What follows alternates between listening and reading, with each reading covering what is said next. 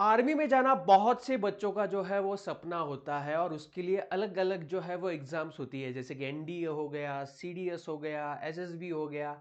लेकिन बहुत से बच्चों का ये सपना होता है कि वो आर्मी में जाके जो है वो डॉक्टर बने, आर्मी में जाके नेवी में डॉक्टर बने, आर्मी में जाके जो है वो मेन भारतीय फौज में जो है वो डॉक्टर बने, या फिर एयरफोर्स में डॉक्टर बने। तो फिकर नॉट, ये वीडियो आपको वन टाइम सॉल्यूशन देगा सारे आपके सवालों का, कि भैया कैसे आप एएफएमसी में जाके जो है डॉक्टर बन सकते हैं, आर्मी में जाके डॉक्टर बन सकते हैं, कितने सालों की सर्विस होती है, कितना जो है वहां पे जो है सैलरी आपको मिलता है, कैसे कैसे आप कोर्सेज कर सकते हो, क्या क्या प्रोसेस होता है, कितना कट ऑफ जा रहा है, अगर आपने प्रोसेस बीच में छोड़ दिया या कोर्स छोड़ दिया या फिर जॉब छोड़ दिया तो आपको कितने लाखों का बॉन्ड भरना पड़ेगा। तो ये सब कुछ आपको जो है वो डिटेल में इस वीडियो में पता चलेगा। तो इसलिए भैया सबसे पहले तो लाइक कर देना इस वीडियो को। एंड अगर आपका सपना है एएफएमसी ज्वाइन करने का तो नीचे जो है वो कमेंट बॉक्स में एएफएमसी जो है वो लिख देना, ताकि 1 साल बाद या 2 साल बाद जब भी आप जो है वो एग्जाम क्रैक करो, जो है आप जो ये कमेंट जो है वो फिर से देख पाओ, या आप मोटिवेशन की तरह इसको लो और जो है वो 1 साल बाद या 2 साल बाद फिर से आके मुझे बताना कि भैया हाँ, मैंने जो है एएफएमसी क्रैक कर लिया है, मैं एएफएमसी में हूं। ठीक है, तो सबसे पहले जो है अगर आपको नेवी में या फिर आर्मी में या जो है वो एयरफोर्स में डॉक्टर बनना है तो आपको जो है वो एक एग्जाम के थ्रू जाना पड़ता है। एक ही सेंटर होता है, दैट इज एएफएमसी। देखिए, आर्म फोर्स मेडिकल कॉलेज जो पुणे में है, वहां पे आपको जो है वो एडमिशन लेना पड़ता है और उसके लिए भी आपको जो है वो नीट एग्जाम जो है वो देना पड़ता है। ठीक है, तो अगर आपको यहां पे मैं बताऊं तो एएफएमसी का फुल फॉर्म, जो बेसिक से बच्चे जो है वो नहीं जानते उनके लिए बता रहा हूं कि एएफएमसी का फुल फॉर्म यहां पे आपको देखने को मिलेगा, that is arm force medical college. ठीक है, यहां पे आपको एमबीबीएस का कोर्स जो है वो देखने को मिलेगा। ठीक है, एंड कितने स्टूडेंट होते हैं ये तो मैं आगे बताऊंगा आपको। 145 हर साल जो है वो यहाँ पे सीट्स होते हैं, जिसमें से 115 बॉयज होते हैं और 30 गर्ल्स होते हैं। अब इसका एफिलिएशन किसके साथ है, तो इसका एफिलिएशन है Maharashtra university of health science के साथ, यानी कि एमयूएचएस नासिक जो है वो यहाँ पे इसको गवर्न करता है इस कोर्स को। ठीक है, तो ये भी आप ध्यान में रखना कि नासिक महाराष्ट्र में जितने भी मेडिकल कोर्सेज होते हैं, एमबीबीएस, बीएमएस, बीडीएस, जितने भी है उन सबका एफिलिएशन जो है वो एमयूएचएस नासिक के साथ जो है वो होता है। आप एएफएमसी के बाद आप एमबीबीएस तो कर ही सकते हो, साथ में आप एमडी भी कर सकते हो, एमएस भी कर सकते हो, डीएम भी कर सकते हो। तो ये मत सोचना कि सिर्फ आप एमबीबीएस करके ही डायरेक्ट आर्मी में चले जाओगे, आप सर्विस कर सकते हो लेकिन आप आगे भी पढ़ सकते हो अगर आप चाहते हो तो। ठीक है, अब ये साइट है इसकी ऑफिशियल, जो मैं कमेंट बॉक्स में भी डाल दूंगा या फिर डिस्क्रिप्शन बॉक्स में भी दे दूंगा। इस साइट्स पे आपको जाना होता है या फिर एनआईसी जो अपनी नॉर्मल साइट होती है उससे भी आप जा सकते हो। काउंसलिंग इसकी ऑफलाइन होती है। ठीक है, अगले साल भी 25 के लिए और 26 के लिए भी ऑफलाइन ही होगी। ठीक है, अगर आपका एडमिशन हो जाता है तो आपको 3,500 एक साल का लगभग जो है वो मेस का डिपॉजिट वन टाइम देना पड़ता है। लगभग आपको चार्जेस तो मतलब फ्री होता है लगभग कोर्स, लेकिन बाकी छोटे मोटे जो खर्चे वो इतने आ सकते हैं, लेकिन कोर्स तो लगभग फ्री है। ठीक है, अब ये सबसे इंपॉर्टेंट चीज है, 65 lakhs का आपका बॉन्ड होता है। ठीक है, एडमिशन प्रोसेस तो मैं बताऊंगा आगे कैसा होता है क्या होता है, लेकिन अगर आप सर्विस बीच में छोड़ देते हो तो आपको 65 lakhs का बॉन्ड जो है छोड़ना पड़ता है। मतलब आपने अगर एएफएमसी में एडमिशन हो गया आपका, लेकिन आप 2 साल बाद 3 साल बाद कह रहे हो कि मुझे नहीं करना है, मेरे से नहीं हो रहा है, तो आपको 65 lakhs भरने पड़ेंगे। तो आप कोर्स बीच में भी बिल्कुल भी नहीं छोड़ सकते हो। उसके बाद आपको 7 साल की सर्विस करनी पड़ती है आर्मी में। 7 साल के बाद आप छोड़ सकते हो सर्विस, लेकिन 7 साल कंपलसरी करना पड़ता है एंड उसके बाद ही आप जो है वो सर्विस छोड़ सकते हो। तो ये भी ध्यान में रखना कि 7 साल के पहले अगर आपको छोड़ना होगा तो आपको 65 lakhs का बॉन्ड जो है वो भरना पड़ेगा। ठीक है, तो सर्विस लायबिलिटी कितनी है, 7 सालों की है। देन बहुत सारी आपको, मतलब भैया आप एएफएमसी में जा रहे हो तो आपको क्या नहीं मिलेगा। अगर आपके पास बस डिसिप्लिन है और पढ़ने की क्षमता है तो आपको hostel, swimming pool, cinema theatre, cafeteria, gym, सब कुछ कैंपस के अंदर ही मिलेगा, बाहर जाने की जरूरत नहीं है। आपको ओलंपिक लेवल की फैसिलिटीज यहाँ पे स्पोर्ट्स में मिलती है, सारी सुविधाएं आपको यहाँ पे जो है वो मिलेगी। तो मतलब जाना आपका वर्थ होएगा। ठीक है, चलो अभी प्रोसेस के बारे में आते हैं। तो अब यहाँ पे जैसे मैंने बोला था, टोटल सीट्स तो 150 होती है यहाँ पे, जिसमें से बॉयज के लिए 115 होती है एंड गर्ल्स के लिए जो है वो 30 होती है। ठीक है, अब एससी एसटी के लिए भी यहाँ पे सीट रिजर्व होती है। ठीक है, 10 आउट ऑफ अबाउट 2, ठीक है। तो यार इन दोनों में से 10 सीट जो है वो SC ST के लिए यहाँ पे आपको देखने को मिलेगी। 5 सीट जो होती है वो गवर्नमेंट ऑफ इंडिया जो है वो स्पॉन्सर करता है, बाकी जो फ्रेंडली नेबर्स है उनके लिए, मतलब जो जो हमारे जिनके साथ, जिन कंट्रीज के साथ हमारे अच्छे संबंध है, वहां से बच्चे जो है यहाँ से पढ़ने आ सकते हैं। 5 ऐसी सीट्स यहाँ पे हमको देखने को मिलती है। तो टोटल इनटेक हर साल का कितना होता है, 150 हमको देखने को मिलेगा ही मिलेगा। तो ये चीज यहाँ पे हमेशा ध्यान में रखना, ठीक है। देन एज क्राइटेरिया के ऊपर हम आते हैं बेटा। एज क्राइटेरिया आप देखोगे तो मिनिमम आपकी एज जो है वो 17 साल की होनी चाहिए, ठीक है। दिसंबर से पहले, जिस साल आप एडमिशन लेना है उससे पहले। एंड 24 से जो है वो यहाँ पे ज्यादा नहीं होनी चाहिए, मतलब 24 साल एक दिन भी आपका होगा एज तो आपको निकाल दिया जाएगा, ठीक है। आप प्रोसेस से बाहर हो जाएगा, या 17 साल से कम भी हुए तो आपको निकाल दिया जाएगा। 31 दिसंबर से, उस साल जिस साल आप एडमिशन लेने वाला हो उस साल के 31 दिसंबर के पहले आपका 17 पूरा होना चाहिए, या 24 से ज्यादा नहीं होना चाहिए, ठीक है। अब आपका क्वालिफिकेशन क्या है, आपने 12th जो है वो पास करनी चाहिए पहले ही अटेम्प्ट में। आप 12th में अगर 2 बार 3 बार अटेम्प्ट लेके पास करें तो आप एलिजिबल नहीं हो। साथ ही में 12th में आपके सब्जेक्ट कौन से होने चाहिए, फिजिक्स, केमिस्ट्री, बायोलॉजी, ये तीनों सब्जेक्ट होने चाहिए। साथ ही में इंग्लिश भी आपका होना चाहिए। अब इनमें मार्क्स कितने होने चाहिए, तो आपके पीसीबी में जो है, यानी कि फिजिक्स, केमिस्ट्री, बायोलॉजी में एग्रीगेट 60% जो है वो आने चाहिए। यानी कि 300 मार्क का अगर पेपर है, 100 मार्क का फिजिक्स, केमिस्ट्री, बायोलॉजी है, तो उसमें से आपको जो है वो 60% तीनों के मिला के जो है वो आने ही चाहिए, ठीक है। तो ये चीज आपको जो है वो ध्यान में रखना है, ठीक है। मतलब 300 में से आपको 170 180 के आसपास जो है मार्क्स आ जाएंगे तो भी चलेगा। मतलब तीनों में आप 60 मार्क्स भी ला लोगे 180 के आसपास तो भी वो काम हो ही जाता है काफ़ी अच्छे तरीके से। तो एग्रीगेट 60% मार्क्स चाहिए, इंग्लिश में आपको 50% मार्क्स चाहिए, ठीक है। तो ये भी चीज़ आप यहाँ पे ध्यान में रखना, तो ये भी काफ़ी इंपॉर्टेंट है। साथ ही में आपका 10th में मैथमेटिक्स होना भी काफ़ी इंपॉर्टेंट है। तो 10th में मैथमेटिक्स नहीं होगा तो भी आप एलिजिबल नहीं होंगे। साथ ही में जो बच्चे बीएससी देने वाले हैं ना, वो भी यहाँ पे जो है वो दे सकते हैं। बीएससी देते देते भी आप जो है एफएमसी के ट्राई कर सकते हो। बस आपका बीएससी में जो सब्जेक्ट्स है आपके जो है वो physics, chemistry, botany and zoology ये होनी चाहिए, या फिर बायोटेक्नोलॉजी जो है वो होना चाहिए। इसके अलावा कोई और सब्जेक्ट लेके आप जो है वो नहीं दे सकते। एंड आपकी एज भी 24 से पहले की चाहिए। तो ये भी चीज़ यहाँ पे आप ध्यान में रखना। अब कैसे प्रोसेस होता है, तो आपको जो है 12th पास होने के बाद नीट देना पड़ता है।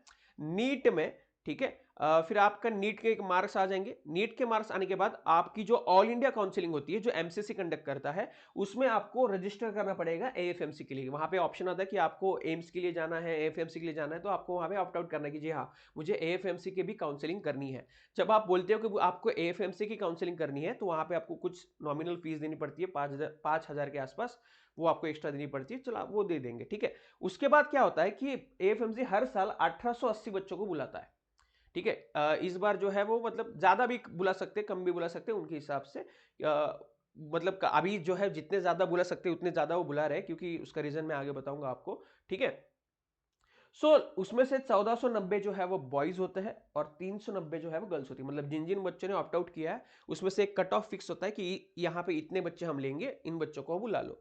तो वहां पे 1880 बच्चों को जो है वो स्क्रीनिंग के लिए बुलाया जाता है। फिर वहां पे जो 2 दिन की ये प्रोसेस होती है इंटरव्यू की या काउंसलिंग की, ठीक है। पहले दिन क्या होता है, आपको बुलाया जाता है, फिर आपके वहां पे कोई आइडेंटिटी नहीं रहती, आपको एक नंबर दिया जाता है, ठीक है। हर बच्चों को जो है हर बच्चों को 7 से 8 बच्चों को जो है वो ग्रुप में बांट दिया जाता है कि 10-10 का ग्रुप बनाओ, 10-10 12 का ग्रुप बनाओ, और उनकी जो है वो शिफ्ट में एग्जाम होती है। सबसे पहले कौन सी एग्जाम होती है, तो वहां पे टॉलर होती है, ठीक है। दैट इज आपकी English language comprehension and logic and reasoning की टेस्ट होती है, ठीक है। फिर उसके बाद आपकी साइकोलॉजिकल असेसमेंट टेस्ट होती है, दैट इज पैट होती है पहले ही दिन। एंड ये टेस्ट जो है वो देखो 80 मार्क की टेस्ट होती है टॉलर, ठीक है, जिसमें आपका जो है वो 40 क्वेश्चन रहते हैं। मतलब मुझे लगता है कि 20 वहां पे इंग्लिश के रह जाएंगे, 20 वहां पे लॉजिकल रीजनिंग के होंगे। एंड आपको 30 मिनट का टाइम दिया जाता है, मतलब आधे घंटे में आपको 40 एमसीक्यू सॉल्व करने हैं। 80 मार्क का जो है पेपर है, मतलब एक क्वेश्चन के लिए 2 मार्क। नेगेटिव मार्किंग भी होती है बेटा यहाँ पे, अगर गलत हो जाता है तो -0.5 नेगेटिव मार्किंग भी यहाँ पे आपको देखने को मिलती है। अब जो पैट होता है ना, वो होता है साइकोलॉजिकल असेसमेंट टेस्ट। मतलब वो बस आपका देखता है कि आप मेंटली फिट हो के नहीं आर्मी में आने के लिए, तो वो एक बस क्वालिफाइंग एग्जाम होती है। फिर उसके बाद आपका होता है 50 मार्क का इंटरव्यू बेटा, ठीक है। ये दो पहले दिन, ठीक है। तो सबसे पहले आप जो है वो टॉलर दोगे, फिर आप जो है वो पैट दोगे, उसके बाद पहले दिन आपका इंटरव्यू भी होगा। एंड ये होने के बाद दूसरे दिन आपका क्या होता है, फिजिकल फिटनेस टेस्ट जो है वो मेडिकल एग्जामिनेशन आपका दूसरे दिन होता है, पहले दिन नहीं। एंड वहां पे आपको खुद ही खर्चा करना पड़ता है सब कुछ जाने का, 2 दिन वहां पे रहने का, खाने का अपना अपना देखना पड़ता है। ठीक है, मिनिमम हाइट यहाँ पे आप क्राइटेरिया देख सकते हो 150 सेंटीमीटर है बॉयज के लिए। ठीक है, ये कैंडिडेट के हिसाब से भी ये नॉर्थ ईस्टर्न वाले के लिए थोड़ा सा कम है अगर आप नॉर्थ ईस्ट से आ रहे हो। ठीक है, 152 है जो है वो यहाँ पे गर्ल्स के लिए है, तो हाइट क्राइटेरिया भी है, वेट क्राइटेरिया भी होता है। ठीक है, 44.4 फॉर ऑल एजेस यहाँ पे हमको देखने को मिलता है, उससे ज़्यादा होगा तो चलेगा। 17 से 20 साल के लिए 54 तो एज वहाँ पे वेट होना चाहिए। एंड 56 kg, अगर आप 20 से ऊपर साल के हो तो आपका 56 के ऊपर जो है वेट होना चाहिए, ज़्यादा ओवर वेट होना भी अच्छी बात नहीं है। तो ये चीज़ आपको ध्यान में रखना। जैसे कि मैंने बोला, सुबह सुबह आप जो है वहां पे जाओगे। ठीक है, जाने के बाद आप क्या करोगे, वहां पे सिंपल है, आप जो है वो टॉलर एग्जाम दोगे। ठीक है, आपको सबसे पहले फॉर्म दिया जाएगा, फॉर्म भी भरना है, आपको एक नंबर दिया जाएगा, मतलब रोल नंबर वगैरह, क्योंकि आपकी आइडेंटिटी वहां पे डिस्क्लोज नहीं होती। देन आपका टॉलर दिया जाएगा, फिर टॉलर जो है वो आधे घंटे में आपको 40 MCQ सॉल्व करने हैं। फिर वो जो है उसके मार्क आपके फिक्स हो जाएंगे। फिर आप पैड दोगे, उसमें आपको क्वालिफाई मेंटली फिट हो के नहीं वही देखा जाएगा, उसके मार्क्स नहीं होते। देन उसके बाद आपका 50 मार्क का इंटरव्यू होगा। ठीक है, तो उस पैट में आपका क्या होता है, देखो मेंटल एबिलिटी में आपको सिचुएशन जजमेंट टेस्ट होता है आपका, मतलब आपको अलग अलग सिनेरियो दिए जाते हैं। अगर आप आर्मी में हो, आपको शत्रुओं ने आपके ऊपर हमला कर दिया तो आप कैसे रिएक्ट करोगे, आपका साथीदार जो है वो जख्मी है तो आप उसे बचाओगे या खुद की जान बचाओगे। तो ऐसे अलग अलग क्राइटेरिया सिनेरियोज आपको दिए जाते हैं, जिसको हम सिचुएशन जजमेंट टेस्ट कहते हैं। देन इमोशनल इंटेलिजेंस टेस्ट देखा जाता है आपका, कि आपके माँ के बारे में आपका क्या ख्याल है, आपके पिताजी आपके बारे में क्या सोचते हैं, आपके पिताजी ने आपको घर से निकाल दिया तो आप कैसे रिएक्ट करोगे। ऐसी इमोशनल आपको अलग अलग जो है वो सिचुएशंस दी जाती है। बिहेवियरल आपका देखा जाता है कि आप कैसे बिहेव करते हो, कैसे बोलते हो, कैसे रिएक्ट करते हो, कितना सरलता से, कितना ऑनेस्टी से सवालों का आंसर जो है वो देते हो। तो ये आपका पेशेंस चेक किया जाता है, तो ये पैट में आपको देखने को मिलेगा। फिर आपका इंटरव्यू जो होता है वो 50 मार्क का होता है बेटा, जिसमें आपका जनरल अवेयरनेस, मतलब नीट के सब्जेक्ट जो होते हैं फिजिक्स केमिस्ट्री बायोलॉजी, उसके बारे में उसके बारे में सवाल तो पूछे ही जाएंगे आपको, पीसीबी के बारे में। साथ ही में जनरल अवेयरनेस, अब देश विदेश में क्या हो रहा है, कैसे संबंध चल रहे हैं, आर्मी के बारे में सवाल, आप आर्मी क्यों ज्वाइन करना चाहते हो, ये तो बेसिक मालूम ही होना चाहिए आपको। कैसे कैसे अवार्ड्स होते हैं, आपकी पर्सनैलिटी देखी जाती है, पर्सनैलिटी के बारे में पूछा जाता है। देन आपका जो है वो सब्जेक्ट्स के बारे में तो पूछा ही जाएगा। अगर आप एनसीसी से हो या आपका आर्मी बैकग्राउंड है या आप स्पोर्ट्स कैडेट से जाते हो तो आपके लिए एक एडवांटेज होता है, क्योंकि आप स्पोर्ट्स वगैरह खेलते हो तो उसके बारे में आपको पूछाएगा, क्रिकेट के बारे में, वॉलीबॉल के बारे में, कौन से लेवल तक गए हो। तो आपके लिए एनसीसी से हो या फिर आर्मी बैकग्राउंड से हो तो आपको वहां पे एडवांटेज दिया जाता है। साथ ही में आपको, जैसे कि मैंने बोला था, SC ST के लिए भी सीट्स वहां पे रिजर्व होती है। ठीक है, फिर फाइनल एनालिसिस कैसे किया जाता है, ध्यान में रखो। आपका नीट यूजी का स्कोर लिया जाएगा। ठीक है, नीट यूजी का स्कोर, फिर उसमें 720 मार्क की नीट यूजी होती है, फिर उसमें 80 मार्क आपके टॉलर के ऐड किए जाएंगे, तो वो गए 800 मार्क्स। अब इन 800 को जो है वो चार चार से डिवाइड किया जाएगा, मतलब आपके जितने भी मार्क्स आए हैं, सपोज आपको जो है वो दोनों मिला के 600 मार्क आए हैं, एंड तो ये जो दोनों को है 600 को और 800 को, दोनों से चार चार से जो है वो वहां पे डिवाइड किया जाएगा आपके, एंड फिर आपका स्कोर क्या हो जाएगा वहां पे, 150 आ जाएगा आउट ऑफ 200।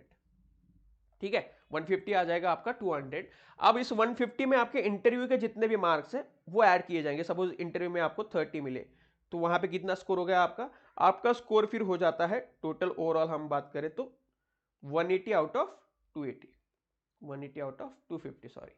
ठीक है, ये एंड अगर ये अच्छा अच्छा मार्क्स है, उस हिसाब से जितने भी बच्चे वहां पे हैं उसमें से आप टॉप में आ जाते हो, फिर आप जो है क्वालिफाई हो गए, अगर यहाँ पे आप क्वालिफाई हो गए, पैट में भी आप क्वालिफाई हो गए, तो फिर आपको जो है वो मेडिकल टेस्ट के लिए भेजा जाता है दूसरे दिन। ठीक है, दूसरे दिन ही आपको पता चल जाता है आपका सिलेक्शन हुआ है कि नहीं। फिर आप मेडिकल टेस्ट के लिए जाओगे, जो क्राइटेरिया मैंने बोला है, हाइट, वेट, फिर आपको कोई प्रॉब्लम तो नहीं है, यही मेन रीजन है। एंड मैं जो बोल रहा हूं अभी वो काफी इंपॉर्टेंट चीज है, यही मेन रीजन है कि बहुत से बच्चे ये टेस्ट आराम से क्वालिफाई कर लेते हैं लेकिन मेडिकली फिट नहीं होते। ओबेसिटी होती है, किडनी स्टोन्स का प्रॉब्लम होता है, जेनेटिक डिफॉर्मिटी होती है, शुगर होती है, आई साइट बहुत ही कमजोर होती है। तो ये बहुत से बीमारी मेडिकली जो है वो फिट नहीं हो पाते, इसलिए जो है वो बहुत से बच्चे मेडिकली वहां पे जो है क्वालिफाई नहीं रहते हैं। इसलिए एएफएमसी क्या करते हैं, ज्यादा से ज्यादा बच्चों को बुलाने की कोशिश कर रहा है आजकल। ठीक है, इसलिए रैंक आप देखोगे, मैं अभी आपको बताऊंगा कट ऑफ एंड ऑल, तो रैंक आप देखोगे तो बहुत से दूर दूर तक रैंक तक जो है वो बच्चे बुला रहा है एएफएमसी। ठीक है, तो यहाँ पे आप देखो, ये नीट 2024 का मेरे पास में सामने रिकॉर्ड है। ठीक है, 22 का भी है, 21 का भी है, 20 का भी है, तो यहाँ पे आप देख सकते हो 21 में देखो 627 था गर्ल्स के लिए, बॉयज के लिए था 615 एंड यहाँ पे देखो रैंक था कट ऑफ का 13,000। फिर यहाँ पे देखो मतलब 13,000 रैंक तक बच्चे बुलाए गए।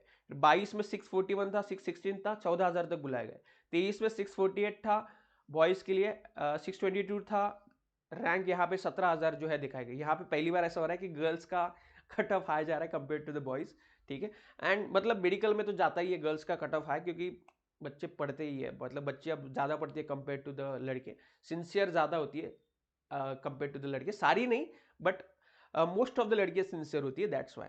देन 2024 का यहाँ पे देखो, 2024 का आपको देखने को मिलेगा तो यहाँ पे 675 गया है गर्ल्स का, 675, एंड बॉयज का देखो 656 गया है, और 22,000 रैंक तक यहाँ पे बच्चे बुलाए गए, 22,000 रैंक तक। तो ये यहाँ पे ध्यान में रखना, अगली बार अगर मैं प्रेडिक्ट करूँ तो इसी रेंज में रहेगा, ठीक है। पेपर के डिफिकल्टी लेवल के हिसाब से होता है, लेकिन आप गर्ल्स में 670 के आसपास जा रहे हो और बॉयज में आप 660 के आसपास जा रहे हो, तो आप जो है वो क्वालिफाई हो सकते हो एएफएमसी के लिए, ठीक है। फिर बाकी का एग्जाम तो बाकी का आपको देना ही पड़ेगा, लेकिन आप जो है वो आराम से क्वालिफाई हो सकते हो, ठीक है। 20,000 के आसपास आपका रैंक भी आ रहा है, तो आप आराम से जो है वो सिलेक्शन के लिए बुलाए हो जाओगे आगे की प्रोसेस के लिए। अब आती है सबसे बड़ी इंपॉर्टेंट चीज, दैट इज सैलरी, ठीक है, कि क्या सैलरी होती है। तो देखो सबसे पहले आपको कैडेट से जो है वो डायरेक्टली लेफ्टिनेंट जो है वो पद दिया जाता है, लेफ्टिनेंट के लिए आपको चुना जाता है। जब आपकी 4.5 साल का कोर्स खत्म होता है तो 1 साल आपको इंटर्नशिप करनी पड़ती है। इंटर्नशिप आपको हॉस्पिटल में करनी पड़ती है, आर्मी के जो अलग अलग हॉस्पिटल्स होते हैं वहां पे करनी पड़ती है। फिर उसके बाद आपको जो है वो कैडेट से लिया जाता है, आप जो है वो लेफ्टिनेंट तक जा सकते हो ऑन कमीशन, और आपका बेसिक सैलरी जो है शुरुआत में होता है 56,100 के आसपास। फिर आप अगर प्रोमोट होते हो 1-2 साल के बाद, इंटर्नशिप कंप्लीट होने के बाद, ठीक है, आप कैप्टन बन जाते हो डायरेक्टली, ठीक है। तो जब आप कैडेट से 4.5 साल का कोर्स करोगे एफएमसी से, फिर 1 साल इंटर्नशिप में आप कौन होते हो, लेफ्टिनेंट होते हो। लेफ्टिनेंट में आपकी सैलरी 56,100 होती है। फिर आप इंटर्नशिप खत्म करने के बाद आप कैप्टन बन जाते हो, डायरेक्टली आर्मी को ज्वाइन करते हो एज अ कैप्टन, बहुत बहुत ऊंची रैंक है, ठीक है। बाकी जो एनडीए से जाते हैं या बाकी प्रोसेस से जाते हैं उनको बहुत नीचे से आना पड़ता है, लेकिन आप सीधा यहाँ पे कैप्टन बन के जाते हो, आपकी सैलरी फिर 61,300 हो जाती है। बाकी के पर्क्स छोड़ दो, आर्मी कैंटीन वाला जो होता है वो छोड़ दो, जाने आने का होता है, रहने के क्वार्टर्स होते हैं वो छोड़ दो, ये बोनस सैलरी है आपकी, ठीक है। देन फिर आप कैप्टन से मेजर बन जाते हो 4 साल के बाद, अगर 4 साल आपको कैप्टन बनना पड़ता है, फिर आपकी सैलरी 69,400 हो जाती है। फिर आप फिर से 7 साल के बाद एज अ लेफ्टिनेंट कर्नल हो जाते हो, ठीक है। आप मेजर से जो है लेफ्टिनेंट कर्नल हो जाते हो, आपकी सैलरी फिर 1,21,200 हो जाती है। फिर कर्नल से आप जो है वो ब्रिगेडियर बन जाते हो, सिलेक्शन से होता है ये, आप कैसे परफॉर्म करते हो उसके हिसाब से। फिर आपकी सैलरी जो है वो 1,39,000 1,40,000 के आसपास। फिर ब्रिगेडियर से आप मेजर जनरल बनते हो, फिर उसका आप 1,44,000 हो जाती है। एंड देन आप मेजर जनरल से लेफ्टिनेंट जनरल बनते हो, फिर आपकी 2 लाख के आसपास सैलरी जा सकती है। मतलब बहुत ही लंबा, मतलब आपको बहुत अच्छा स्कोप मिलता है, अगेन बाकी सारी फैसिलिटीज मिलती है, पेंशन मिलती है, बहुत सारी चीजें मिलती है, ठीक है। सो ये आपको एडवांटेजेस एंड डिसएडवांटेज पता चले होंगे। होप आपको जो है वो पूरा डिटेल में प्रोसेस समझ में आया होगा। और कोई भी सवाल है तो आप नीचे कमेंट सेक्शन में जान लेना, ठीक है, नीचे कमेंट सेक्शन में डाल देना आपका डाउट, मैं उसके सारे सवालों के आंसर जरूर जरूर आपको दूंगा, ठीक है। एंड लाइक करना, शेयर करना, एंड अगर आपको और भी कहीं कॉलेजेस के बारे में या किसी कॉलेजेस के बारे में या एम्स के बारे में जानना हो तो नीचे डाल देना, मैं उसके ऊपर वीडियो बनाऊंगा। तो लाइक तो बनता है, एंड ऐसे ही क्वालिटी वीडियोस के लिए जो है वो सब्सक्राइब तो बनता है बायो कट्टा। मिलते हैं अगली वीडियो में, तब तक के लिए बाय बाय, जय हिंद।